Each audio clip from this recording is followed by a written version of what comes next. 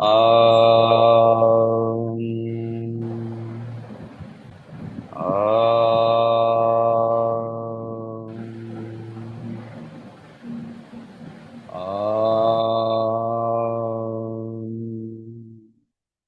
श्री गुरुभ्यो नमः। हरिः ओम। मीना जी अभी अनम्यूट करके please.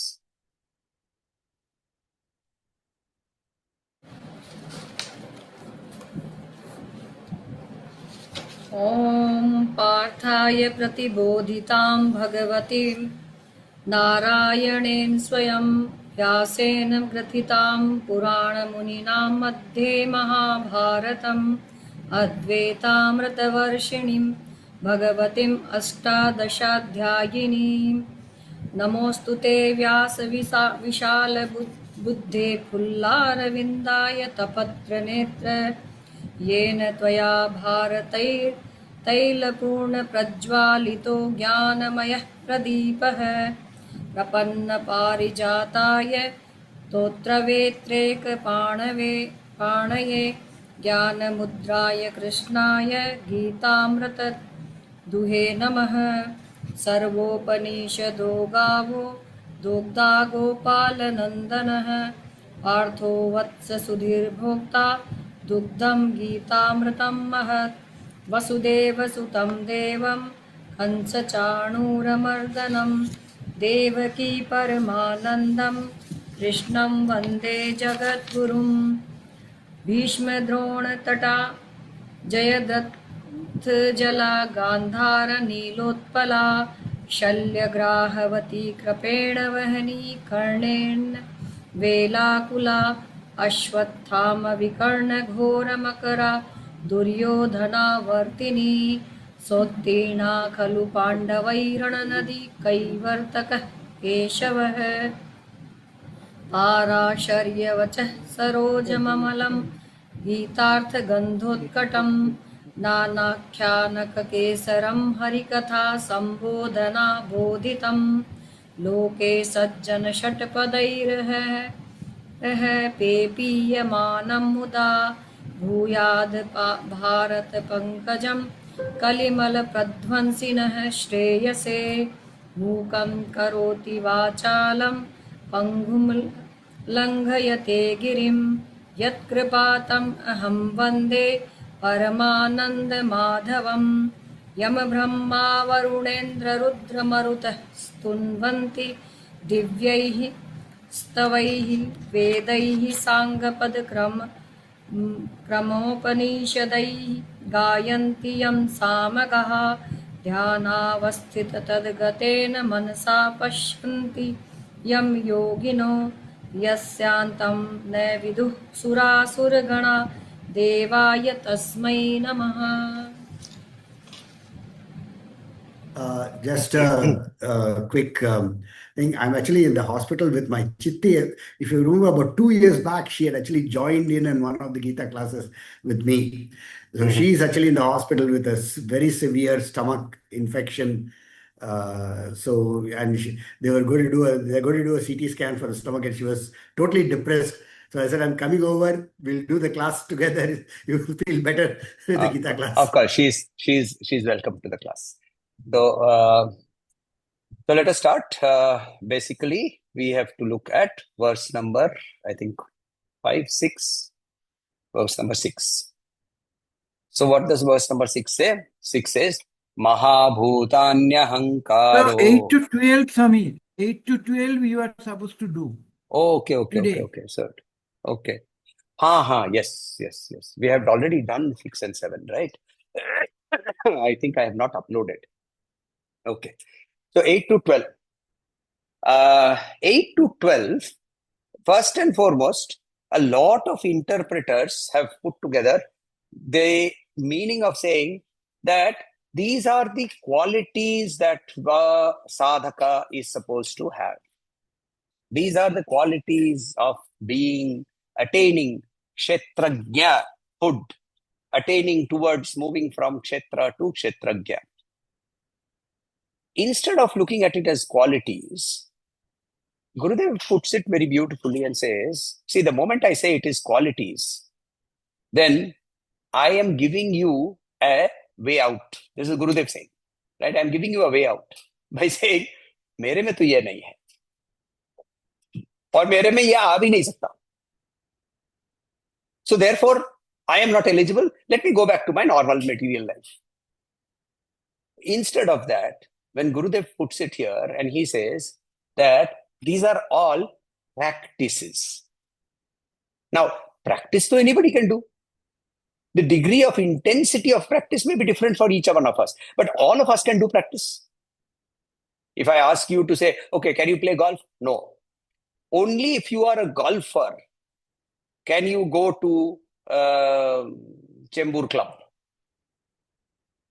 You have a very nice way of saying, therefore, then I'll never go to Chembur Club because I'm not a golfer.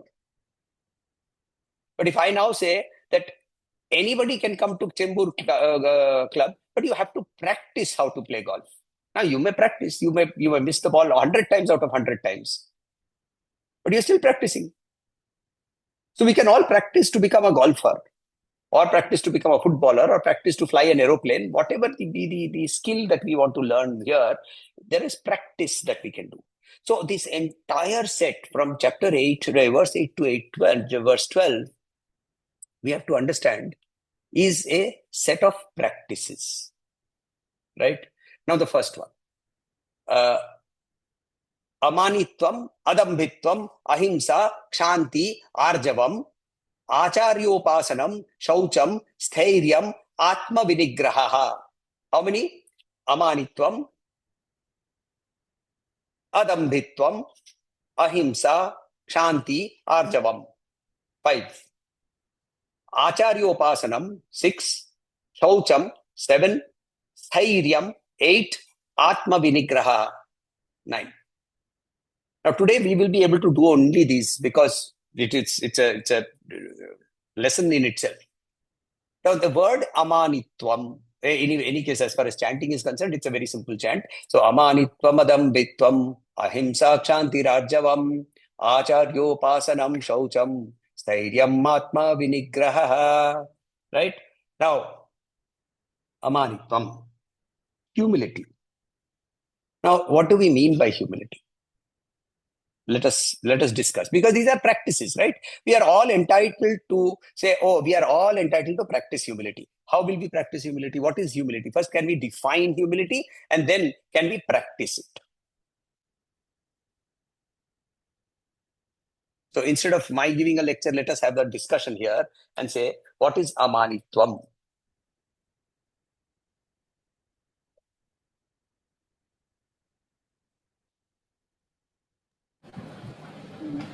मैं कुछ भी कर रही हूँ या कर रहा हूँ, उसे ये नहीं मानना कि मैं कर रहा हूँ या मैं कर रही हूँ, या करने के बाद जो फल उसका प्राप्त होता है उसको मेरा नहीं मानना कि ये मैंने किया.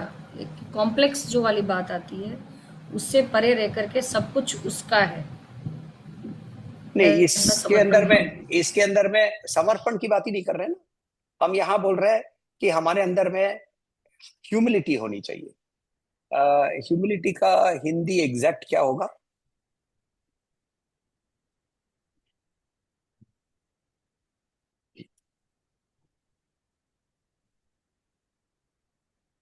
Anybody?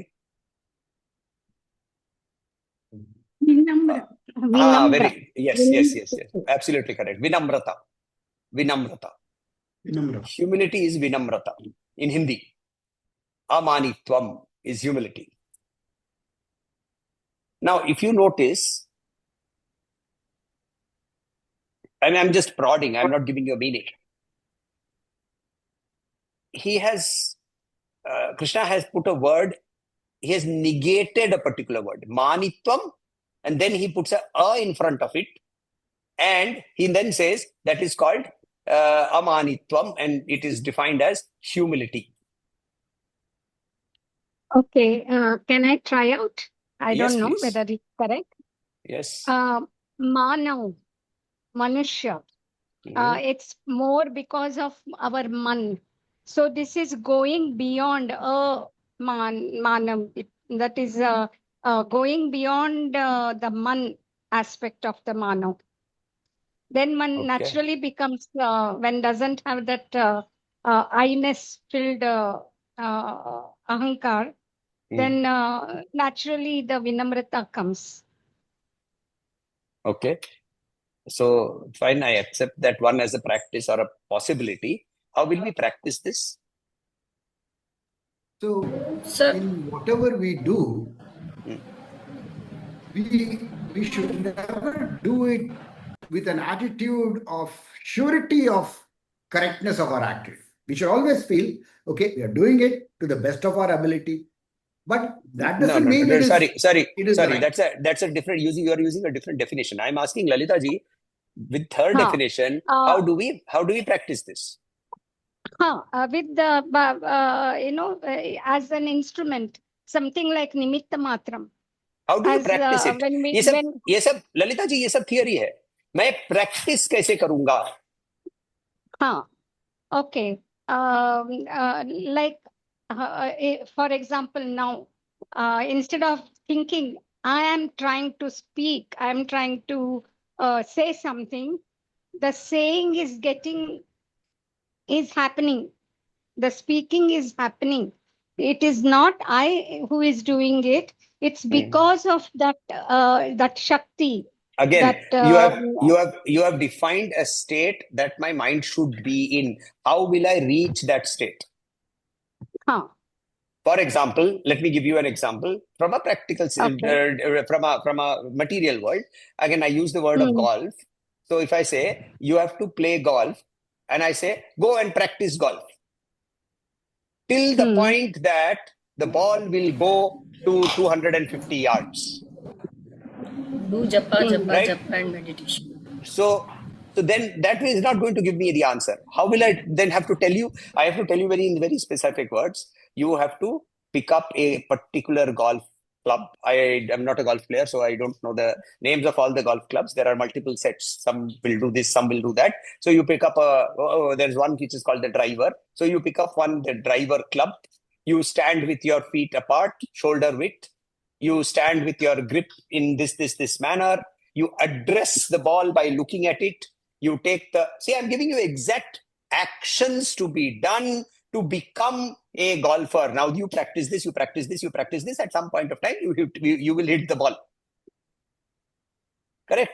Now I'm asking you, if I have to attain amanitvam, what is the practice of amanitvam that I will have to do?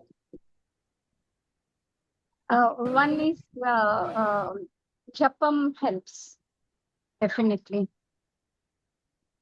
That is knowledge of one's fallibility. one shot cure for everything. Japam helps. Japam helps for everything. Idam na mama. we are Karma phala tyagam. Karma phala tyagam. Carry the knowledge of one's fallibility. Okay, so Sudhir, any thoughts? I will try from our Dhrtarashtra Viveka. It is I'm just relating to it. It is separating the doership, that this is being to kind of consistently create that separation between what am I and who is the doer, and say that the doership is separated. Okay. Good thought. See, I give you a layman's thing. Yes, please. I develop a feeling whereby I think that I am in no competition with anybody, no one-upmanship. And this is the very practice. Whatever I do, no one-upmanship. I'm in no competition with anybody in my mind, in the core of my mind. Like what a sannyasi does basically. So nyasa, very nicely put. Nyasa means to put. Nyasa means to put. Sannyasa means to remove. Right? What am I supposed to remove? Mana. What is mana? Mana means a false sense of I have created this, I have done this, etc., etc. false sense. This false sense, Sri Ramakrishna Paramahansa used to say, what is a man? What is a man called in Bengali, Partha? Manush. Very good. Manush. Right? He broke it up and he said, We have got no hush. Man hush. He who has the hush of man, of being, Okay. is called a Manush. Okay. Yes. Which means, see, he's very, very, very sharp. You have to always remember. See, Sri Ramakrishna Paramahansa is Thakur is very sharp. And if you don't contemplate on his words, you will get them very, you might try to start switching them for your own benefit.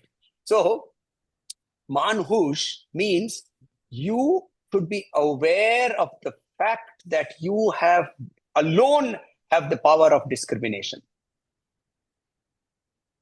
You alone have the power of discrimination. No other being, not even the Devas, they also do not have the power of discrimination. Right? If you call on Indra and he comes and you offer him havis, he will have to eat it. He cannot say no. Human beings can say no. Human beings are the only beings which can create a no for an answer. Right? You see, which is also a derivation from where that it is only human beings who have the power of being ignorant. Correct? And because we have the power of being ignorant, we have also the power of attaining realization. Is a cat ignorant? Is a dog ignorant? Is a whale ignorant? Is a tree ignorant? No. They are in instinct. Correct. They are in instinct. At an instinctive level they operate, and therefore there is no question of ignorance and knowledge. It is only we who have the power of discrimination that ignorance and knowledge arises. So being constantly aware of the fact that I am a human being and therefore I should discriminate between right and wrong is one interpretation of amanitvam. Not necessarily only the rigid meaning of humility. Another meaning that Abhishek has very nicely given in the chat is the fact that at a very immediate level, let us start at a very starter level. Right, you have gone up to chapter 13, but should not a person who is in chapter 1 also start practicing amanitvam? Of course. So how do you do that? Start giving credit where it is due. In the corporate world, the exact reverse happens. You give all the debits to somebody else, you give the credits to yourself. Right? Now, if you are going to run your organization on that basis, what you are doing is you may be a successful organization from a materialistic point of view in terms of saying that, oh, I will earn wealth or name or fame or whatever. And that may be your goal. I have nothing against that. But is that something that will create a more fulfilled you? Krishna says very clearly, no. Sorry. You will remain in kshetra. You will have no experience of the kshetragya. And what happens to the kshetragya? We'll see in chapter 14. He says, he who understands that he is the kshetragya transcends the problems of janma, mrityu, jara, vyadi. And therefore he attains to my state immediately.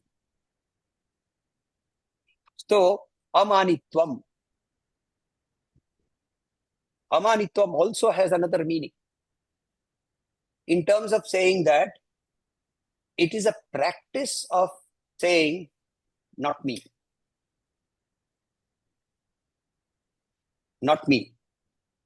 So you move from saying, okay, I will start giving credit to wherever it is due, to saying, okay, this was not done by me. Not only do you not take credit, but you give away the credit to other people. Like Idanna Mama. they while putting the swaha and all that in the homam, they say idanna mama. Of course, their Correct. mama is mine, but the meaning is the same, no? Yes, this is not mine. Similarly, everything that you do, see, if you go back to chapter 12 and if, chapter 4 and you look at the 12 types of yajnas, then you will see that the karma that I am doing itself also can become a yajna. And what is the end of a yajna? Idam na mama. Yeah. So can I approach this amanitvam by saying not me, not me, not me? So firstly, give credit where it is due. Step 1. Step 2, give away the credit that was due to you also, knowing that it was not you who did it, but it happened because of the power of consciousness within you. Right? Not me. Not me. Now the third level. And you say, it is you. You, the big you. You did this. Right? You did this. Yoga kshemam vahamyaham. I only put in the effort, but you carried it. Vahamyaham means I will carry. I will carry. He says very clearly. To give you what you have been thinking about and to protect whatever you do not have, whatever you already have. Yoga kshema, I will give you, I will carry it. That carrying, you are only doing, I am not doing anything.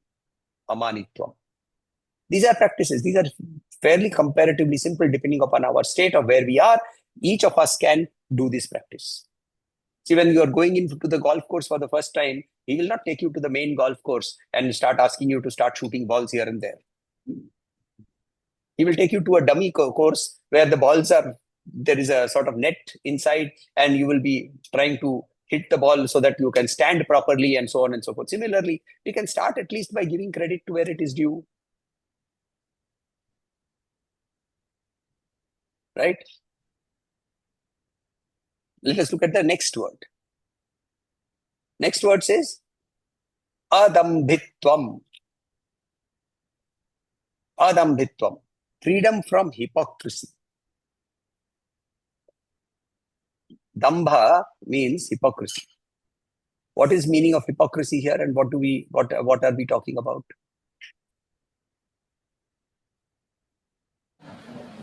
दम्भ यानी अभिमान हो जाना, घमंड हो जाना.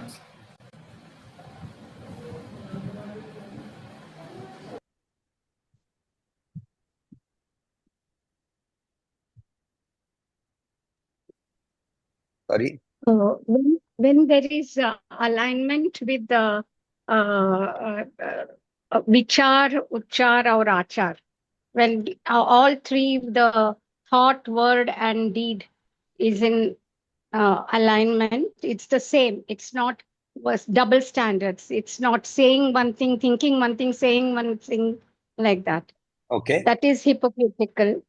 Yes. That is absolutely right. So it is not doing that. That is being truthful to oneself, to one's own thoughts, and at the same time remembering that even the thought is happening, is coming in that with that vinamra bhava only. So I am feeling angry. Therefore, I will speak angry words and I will do angry deeds. So I am in adambhitvam. No. Why? Not that way. You only defined it that way. We have the discrimination power. No, 1 minute. We have the power of discrimination, as it was mentioned a little while back.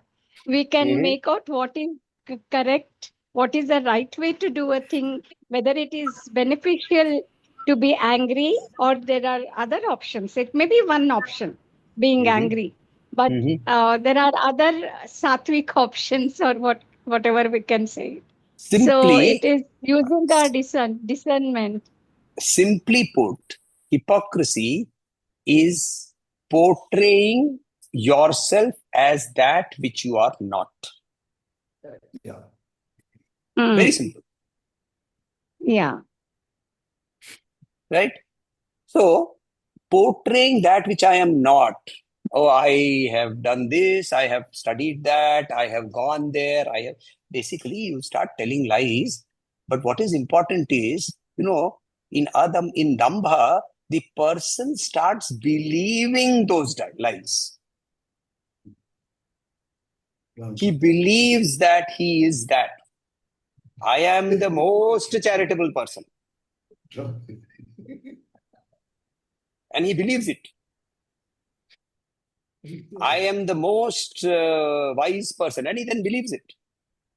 This belief, see, when I say I am the most wise person, I have already created mana. And then I have put myself above you. I have created dambha also. So, mana and dambha, amanitvam, adambhitvam. Right?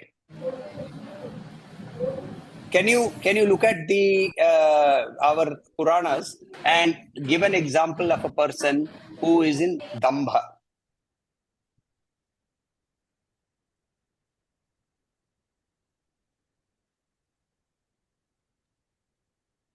Duryodhana is the biggest person. Huh? Duryodhana. Very good example. Duryodhan is a clear example of dambha. He portrays to the world and even to himself as superior to the rest. And it is therefore a constant insecurity and therefore a need to pull everybody down. So do you see how this dambha creates a problem for us to operate in this world also? Amanitvam, adambhitvam. Then let us look at the next one. Ahimsa. Oh, this is a tough one. This is a tough one.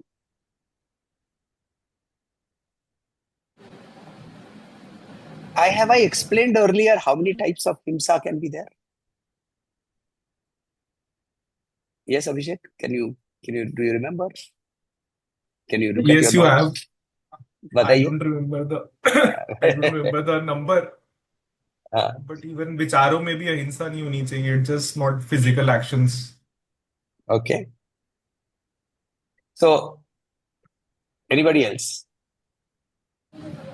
हाँ, sir, बताइए. मन, वचन और कर्म तीनों Okay. से ही हम किसी के प्रति बुरा नहीं करें, वही अहिंसा। Okay. Okay. So, हमारे बोलने से भी किसी को यानी आपके पास 3 ही तरह की अहिंसा है, राइट?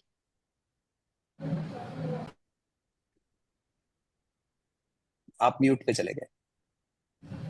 सर, मन से वही विचारों में अगर सोच भी लिया ना, तो वो भी हिंसा ही हो गई, वही मन हो गया ना वो कि हाँ, मगर आपके पास कोई 3 ऐसे ही जा रहा है दूर। आपके पास 3 ही उपाय है ना. हिंसा के 3 ही तरह के निकले आपके पास.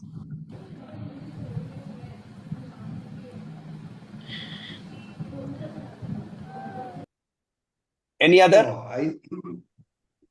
I believe that in this definition of ahimsa, Hmm. that himsa done, Hmm. that himsa done for a just cause, for a just non-selfish cause, is excluded from this definition of ahimsa. Hmm. A soldier kills. He is doing himsa in a sense, but he is doing it for a just cause. Okay. I will put it like He is being this. violent, but with a just cause. Let me. We have engineers. Please do the calculation. Okay. First is the method by which the himsa is done. In the sense that I can do it, I can cause it to be done, or I can approve of ahimsa. Possible? Clear? Right? Now I can do it. मैं खुद जाके किसी को गला काट सकता हूं. मैं किसी को सुपारी दे सकता हूं. मीना जी ने रघु जी को मारने की सुपारी दी, मैं शाबाशी दे सकता हूं.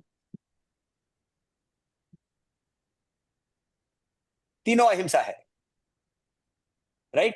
The technical terms for this is krit, karit, anumodit. Krit, karit, anumodit. Now, there are three reasons for anger, for himsa. Three motivations. One, lobha. I want what you have. I want what you have. That is But called. if we put ourselves in the other's position, that will not happen, no? No. There is no difference. How it will not happen is a different thing. First, let us understand why it happens. Okay. So the first is lobha. You have a pen, I want that pen. So now I can snatch that pen from you. I can tell somebody to snatch it and give it to me. Or I can have somebody snatch it and take it away, and I will be happy. Can you see? Lobha caused three types of. So lobha plus krita, lobha plus karita, lobha plus anumodita. Second, krodha. Krodha means I am angry. Now I don't want what you have, but I am angry that you have something, or I am angry that you have done something. I am angry. Krodha. And the third is called moha. Moha means, moha has no lobha and krodha here. Moha is delusion. I am better than you.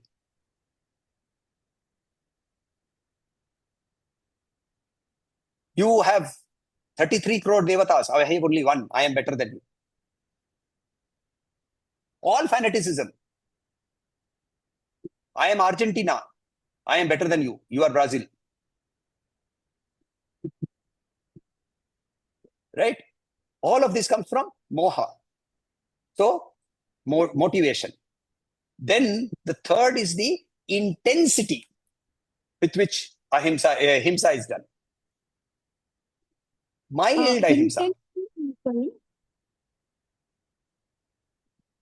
Sorry, what did you say? Sorry, I shouldn't have interrupted, perhaps. Sorry. You finished and I'll tell. I No. said intention also, no? I said.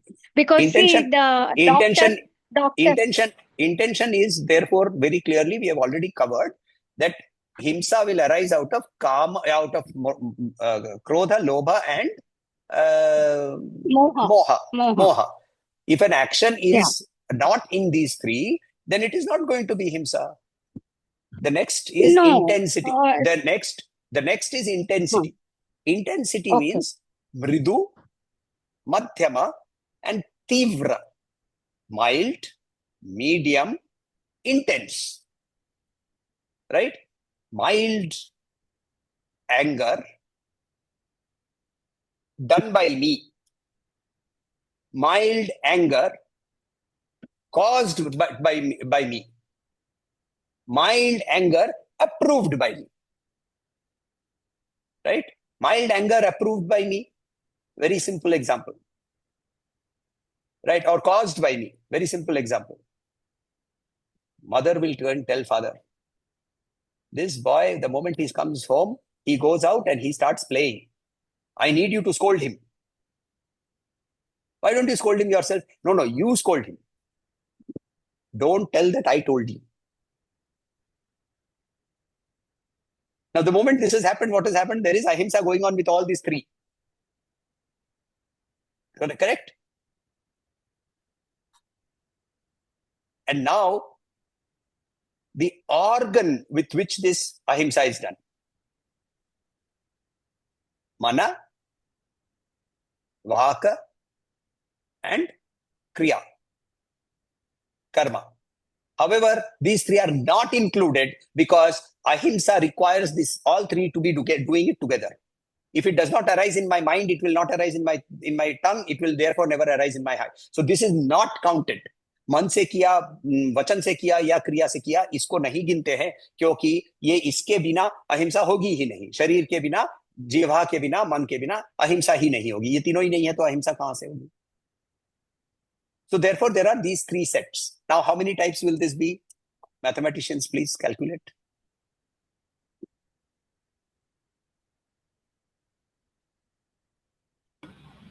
That's 27.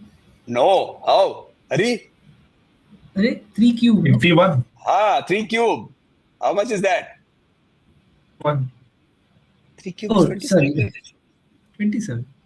No. This is 3 cube. 27. 3 cube, no? Do all sorts of permutations. See how many permutations will you land up? You'll end up with 81. 3.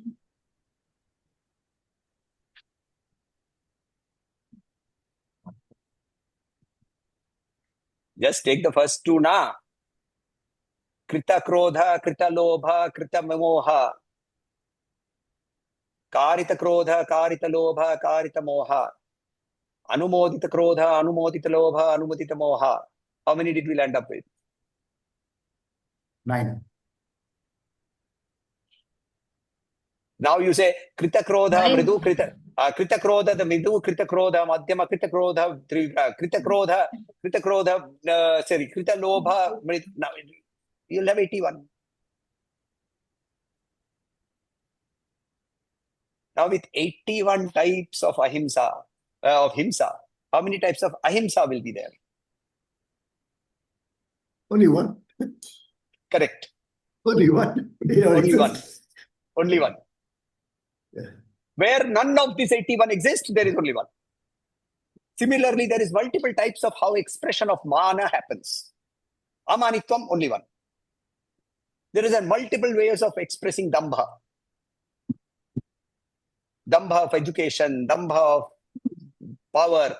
Makuru dhana jana yovana garvam, he says. Dhana, jana, yovana, dambha, I can express. Garva, I can express. Agarvam, amanam, adambham, only one. Right? Then we move to the next one. Kshanti. Kshanti. The word kshanti means forgiveness. Literal meaning is forgiveness. We will not live with forgiveness because it is a very difficult thing to do. Because kshanti then has a very patronizing approach. And Advaita is very, very non-patronizing. It is very egalitarian.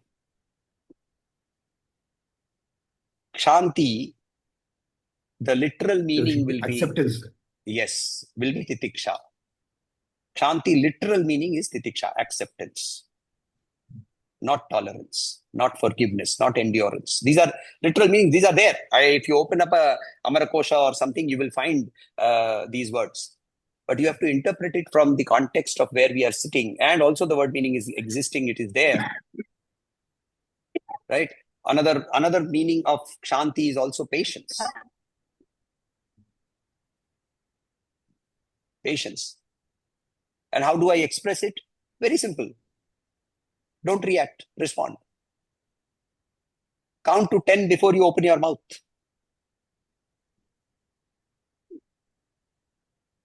So when I say acceptance, it basically puts it at a point of saying that I am ready to accept the fact that your perception may be different from mine. And I respect it.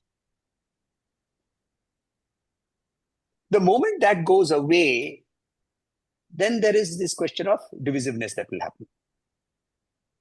Right? All the religious strife that has happened in this world has happened because of non-acceptance, isn't it?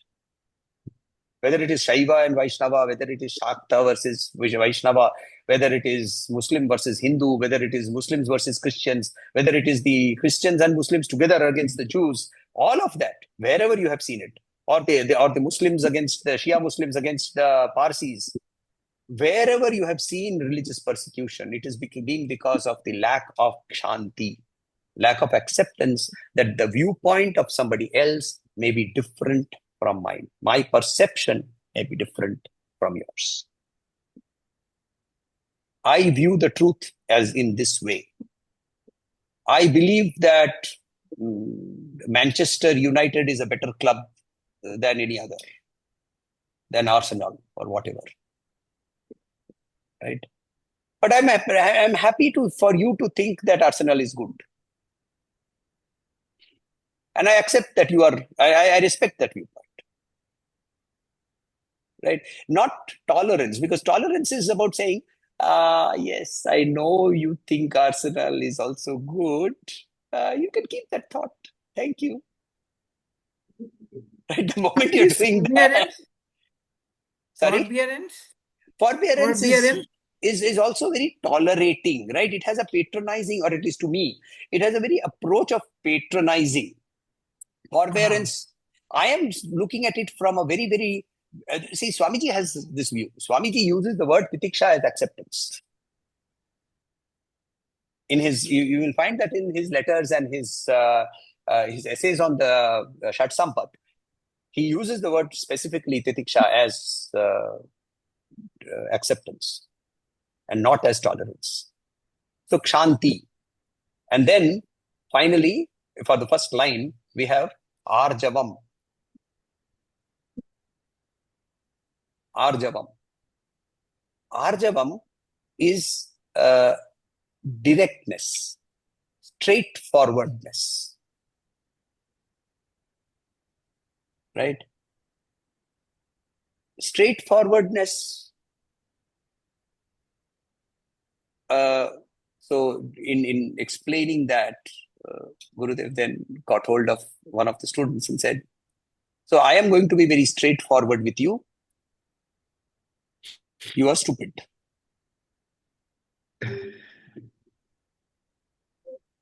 And we all burst out laughing because we know that Gurudev will never say something like that very intentionally to the intent to hurt. And including the student who was being told that he is stupid, he was started laughing. And Gurudev started getting into the act, right? And he started roaring. You're laughing that when I'm telling you that you're stupid. You are so stupid that you are laughing. And after the class calmed down at the end of all of that burst up, he said, see, straightforwardness does not mean making a comment in a manner which is intended to hurt. Then in that case, you have violated ahimsa. Yeah. See, Sri Ramakrishna Paramahansa once was asked, I have a shop, and in my shop, I have always got to say that the quality of my product is the best quality. Now, that may or may not be true, but if I tell my customer that the quality of my shop is not necessarily the best, nobody will buy. So, am I not telling a lie?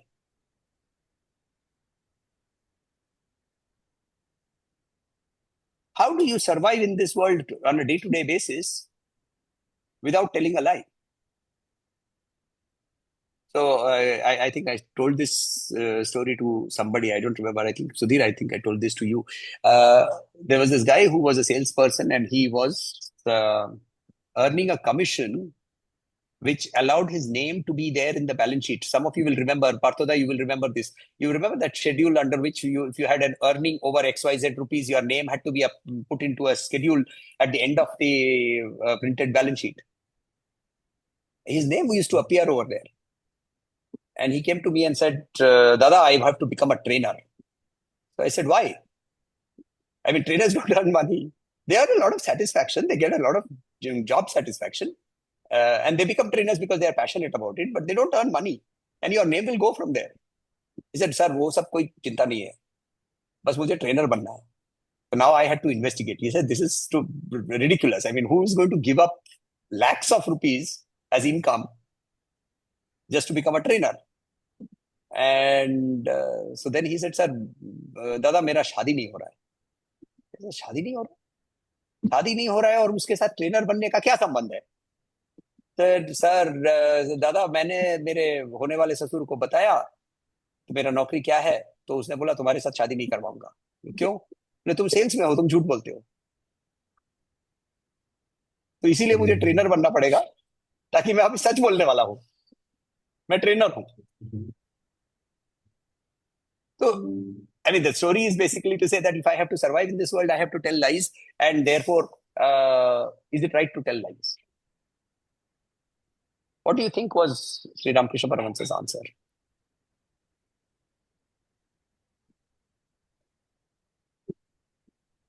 He gave a very tough answer, not an easy answer. Any guesses?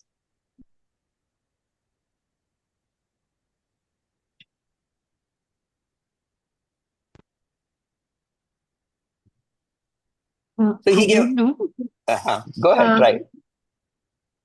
But maybe that once we sincerely try to get something which is perhaps as genuine as possible, the products or whatever, or doing anything, uh, without comparing it to what others may be having, or, so there is no comparison except than with my own previous record, kind of thing. So Fair. if the shopkeeper tries to do that way, then maybe something on that line, maybe, I don't know. That's a fair answer. So he gave a framework. The framework was like this. Number one, you are free to tell as many lies as you want. Now everybody is alert. ऐसा ही गुरु चाहिए. सबको बोलता है झूठ बोल जाके कोई फर्क नहीं पड़ने वाला. But, and now everybody gets deflated. His but is going to be very difficult. Two conditions. Number one, your lie should not hurt anybody. It should not transcend the limits of this 81 types of ahimsa. Number one. And number two, it should not cause you to have any personal benefit. And therefore, what Lalita ji said was the exact answer that he gave to the shopkeeper. And he said, instead of saying mine is the best, why don't you tell your customer that I went into the marketplace to find what I believe is the best for you? Is that untrue?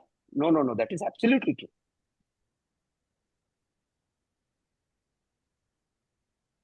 So instead of creating, I said this is the best, which is actually hypocrisy, right? You moved away from that. You didn't pull anybody down. And you highlighted the fact that you actually went into the marketplace looking for the best possible product. And the best is obviously a judgment. So you exercised your judgment and you brought it to your shop. Now are you telling a lie? No. Are you actually going to create more value and trust with your customer? Most probably, yes.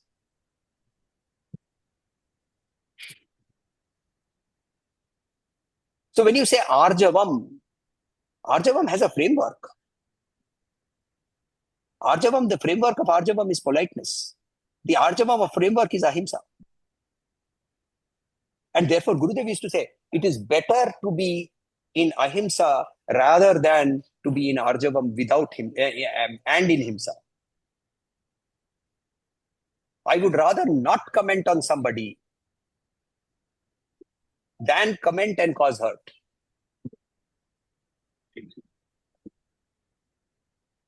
So these are, if you can observe, if you can see what we are doing here, is that Krishna has given us a very sort of framework of leading life also. And why is that so? Because if you look at chapter 13, we are in chapter 13, we have already moved from Tat and Tvam, we are in Asi. We are looking at how do I connect with this world? How do I engage with this world? How do I link the Tat and the Tvam while being in this world? And he started off by giving us these formulae, practices that I need to start working on. Will I succeed in being amanitvam all the time? No, maybe not. Reflection is an answer. Will I be adambritvam all the time? No, reflection is the answer. Reflect, change, reflect, change, reflect, change. That's what is practice, isn't it? So that's what I used to tell my friends. A lot of my friends are doctors and some of them are lawyers. And I keep telling them, that's when will you stop practicing and start doing things? So, poor chaps, their entire life, they only are practicing. So we also need to start practicing from, and then ultimately move away from practicing to become amanitva, to become adambitva, to be living in adambitva. But we need to start practicing, which means we will slip, we will fall. The golf ball will not be hit all the time. Right? Next he says Acharya Upasanam. Now what is Acharya Upasana? Please catch hold of Gurudev, put his feet on a plate and wash his feet till they start shining. Foot massage. Pedicure first, then foot massage. Right? I've told this story to others earlier. Some of you may have heard it, some of you may not. So I was traveling from Bombay to Bangalore with an overnight train, and I used to travel in first class, AC first class. Wherever opportunity arose, I used to travel by AC first class because I actually enjoyed that journey instead of traveling by train. So I would get into the train late. It's always an overnighter. So you get into the train. So Mumbai, Bhopal, Mumbai, Bangalore, these used to be trains which I would take with AC first class. And the AC first class at that time, at least, it used to be a really treat because you had to pay 25 rupees to the attendant and he would actually come and do your leg chumpy also. Right? बैठ के अच्छी तरह से पैर वैर दबा के सुला बुला भी देगा. So the train stopped at Pune and I was reading and suddenly there was a lot of commotion and Acharya Rajneesh, no, that time he had changed, he had become Bhagwan Rajneesh. Bhagwan Rajneesh climbed into our compartment. And there was a whole lot of halla gulla, a lot of things that happened, garlands and so on and so forth. Ultimately, even the train guard was standing outside on the platform like this, and he signaled to the guard, "Chalo ab." So the train then moved. He threw off all the garlands into the corridor. Came. I was on the upper berth. There was somebody on the lower berth, niche. There was somebody on this side berth, and he was diagonally opposite me, so I could see him. And he came in without looking at anybody. He just lay down and he covered himself. And the moment he covered himself, the person immediately below me, he jumped and he caught hold of his feet and he started pressing the feet. Gurudev, Gurudev, Gurudev, Gurudev, Gurudev, Gurudev, Gurudev, Gurudev, Gurudev, Gurudev. पैर दबा रहा है गुरुदेव के. थोड़ी देर tolerate करने के बाद he opened his eyes slowly. He had very powerful eyes, incidentally, very magnetic, powerful eyes. So he opened his eyes. He looked very gently. He asked, "Guru मानते हो? हाँ. बहुत श्रद्धा करते हो? हाँ. तो साला सोने देना."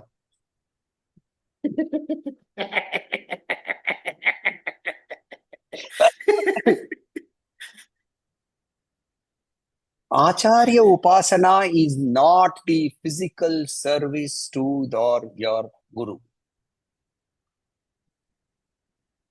Acharya Upasana is adhering to the fact, to the instructions. And see, those come from the earlier five. See, if you are thinking that I will do it myself, amanitvam, it will not happen. If you think that you have attained a certain degree of so-called sophistication or attainments or siddhis, then you are in dambha. If you are all the time thinking in terms of the fact that I will do it and let others not do it, or I will do it faster, or I will do it, etc., you are trying to be in himsa. So those five at the top, those are practices that also culminate in the humility required. And therefore in chapter 4, what does he say? He says, pranipatena pariprashnena sevaya. Pranipatena, surrender of ego. Jijnasa, asking the right questions after the manan. Pariprashna. And then executing those instructions in your day-to-day life. Right? The first thing he would ask before a class would start, not the class would start. The class would start in the morning without any questions. He would start off the class. Before the question answer session started, his question would be, "Did you do your japa yesterday?" Now that is an instruction. And if I haven't done my japa, he would ask us to leave. Oh, he was strict. Right? But can I be strict like that with myself? Because his instruction is clear. Your japa has to be done every day. Have you sat down and done your japa? Whatever is your japa. And he never gave any mantra diksha and all that. Gurudev never gave a mantra diksha. His japa was very simple. If you wanted a mantra, he would go and he would very publicly. The diksha is very, okay, Ram, Ram, Ram, Ram karo. Om Namah Shivaya karo. No mantra diksha, no fanfare about mantra diksha. Come, I will put a cloth over your head, light a lamp, nothing. All that, not that it's not necessary. Those rituals are also necessary. But with Gurudev, all that was necessary, unnecessary. He transcended all that. He gave you a mantra, Patak, Ram, chalo, Ram, Ram, Ram Nam jap karo. Did you do it? Oh, because it was given so simply, I didn't think assign any value to it. Sorry, you have slipped from Acharya Upasana. Did you do your Shravanan today? Did you sit down with your textbook and read? Did you do your Mananan today? Having read, did you go back and say, let me reflect upon this? How do I apply it in my life? Did you do Nididhyasan? That is Acharya Upasana. Acharya Upasana is not sitting down and putting garland. Correct. So one of my friends' son, he's of sort of spiritual bent of mind, and for a very long time, he was shying away from marriage. And my friend actually blamed me and said that because of तुम्हारे साथ संस्पर्श है इसीलिए वो संन्यास लेने वाला है. So I said, तो तुम्हारे घर में और एक स्वामी जी बनेंगे. Vivekananda will be, you will produce another Vivekananda. What is bad about it? बोले नहीं, विवेकानंद दीवार पे सही है. दूसरे के घर पे विवेकानंद सही है, मेरे घर पे नहीं. Right? So this Acharya Upasana is very simple. You see, if you go to typically since Swamiji, Ma and Thakur are all from Bengal, if you go typically to a normal, typical Bengali household, you will find the picture of all three of them together in almost every household. And in every household, at the evening, at least an incense stick will be lit over there. But you ask in that household, have you read the Kathamrita? Have you read any of the portion of the complete works of Swami Vivekananda? Have you read Leela Prasanga? See, that is like what happens on 14th of April in Maharashtra also. Right? Ambedkar Jayanti. Ambedkar put on a pedestal, Ambedkar being worshipped, and ask people, have you read any of his works? Forget the constitution. That was not his work. But ask anybody, same thing. So we idolize without having imbibed what is required from them. That is called Acharya Upasana, where we actually imbibe the teachings that they are giving us. Next is Shaucham. Shaucham is what? Simple word, Shaucham.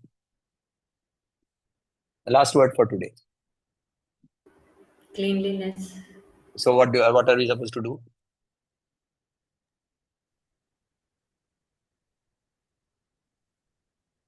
Not only physically, How so physically means पहले मकड़ी का जाल है कि नहीं वो लेके पहले घर साफ करो मकड़ी का not जाल से only लेके. physically, it's mentally also. What do you mean by mental cleanliness? What do you mean by mental cleanliness?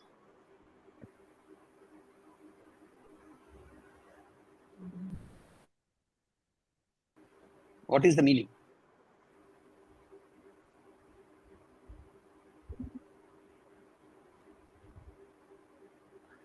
You are right. We need physical as well as mental. We need physical as well as mental cleanliness. Physical cleanliness is simple. In chapter 6 also, he said that Shaucha Deshe, he says. Shaucha Deshe, he says, sit in a clean place. right? Why? Because at that point of time in chapter 6, when we were studying chapter 6, my mental level is at that point of time where I am still not discriminating in this. I'm still discriminating between what is good, what is bad, what is clean, what is unclean, and so on and so forth. So please sit in a clean place so that you are not disturbed. But now we are in chapter 13. Again, he brings up Shaucham. So it cannot be only external, it has to be internal also. Wonderful. What do we mean by internal cleanliness? Keeping at bay all sense pleasures. Okay. So you sleep or sit on a seat of thorns? No. Then It is of course mental, no doubt about it, both mental and bodily cleanliness, purity. It is true that, true in that sense, but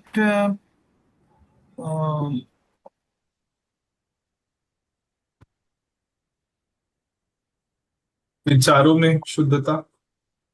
चारों में शुद्धता, उस मतलब क्या और कैसे practice करूं? Not having दूसरे के लिए negative, harmful thoughts. That is ahimsa. Why should he then have two different words? See, Vyasa or Krishna, both of them are very, very intelligent. So if they are using a word, it has to have a specific meaning and a very distinct meaning. It cannot be something that he has already said.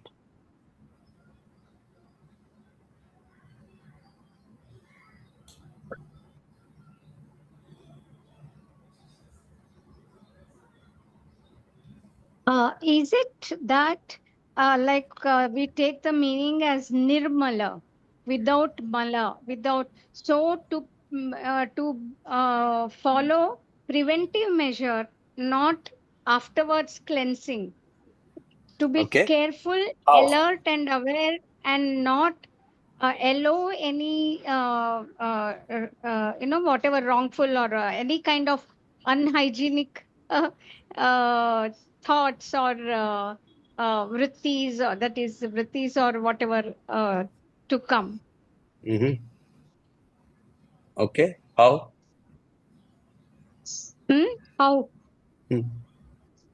By being aware, by being conscious of what's being thought of now, what's happening in the mind. Is it the clean thought, or is it a messing or dirtying thought? Okay. So Any other? Yeah. Go ahead. I would say the focus here is essentially quietening the mind. Then Very good. nothing Let that me. can Okay. Stop. disquieten the mind. Stop. Very good. Absolutely right. I'll give an example. There is a Buddha story. I don't know whether it really is a Buddha story or not, but people normally call it a Buddha story. So Buddha is going around with his disciples, and they come to a pond. It's a very large pond. And there is a whole caravan of traders who are going in front of them. So what do? They cross the pond by wading through the pond. Now they go through the pond. Now Buddha settles down in front of that, at the banks of the pond, and he tells his disciple, go and fetch some water for drinking. So he goes, the disciple goes, and he comes back and says, the water is very muddy. पानी में मिट्टी मिला हुआ है. ठीक है, बैठते हैं. थोड़ी देर बाद वापस बोलता है, जाओ, ये बोलता है पानी अभी भी मिट्टी वाला है. ठीक है, थोड़ी देर और बैठते हैं. ये 6-7 बार होने के बाद अचानक से ये आके बोलता है, अरे पानी एकदम स्वच्छ हो गया. ठीक है, लेके आओ.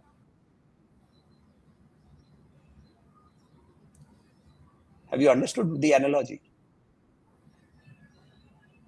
It is stilling the mind,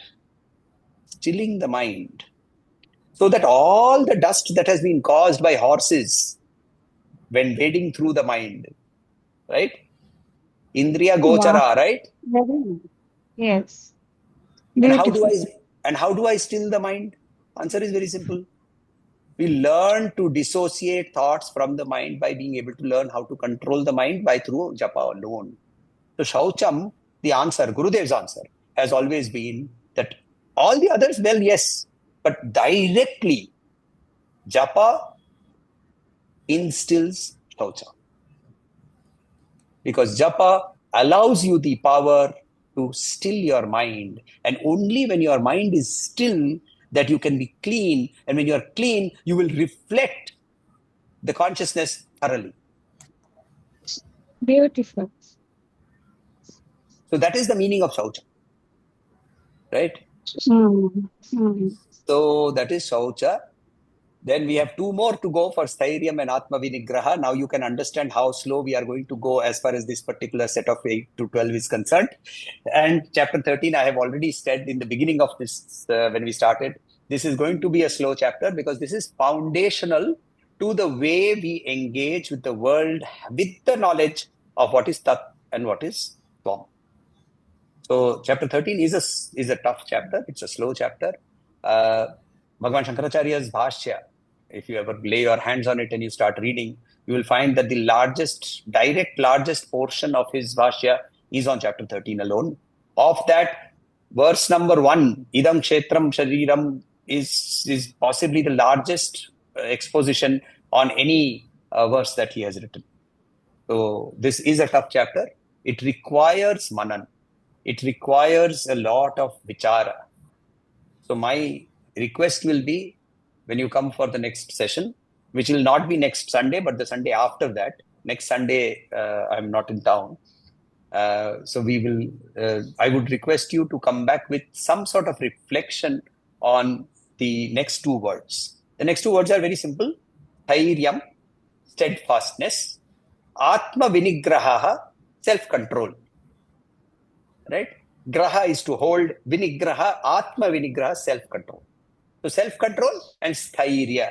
These are the two words. I want you to do some manan. Come back. What do they mean? How do I learn? How do I apply them?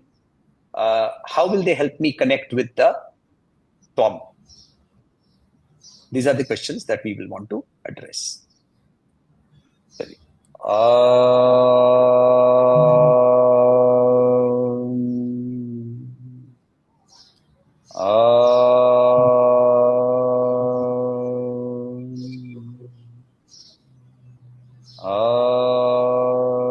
Shanti Shanti Shanti. Harihi Om Shri Gurubhyo Namaha. Harihi Om. धन्यवाद.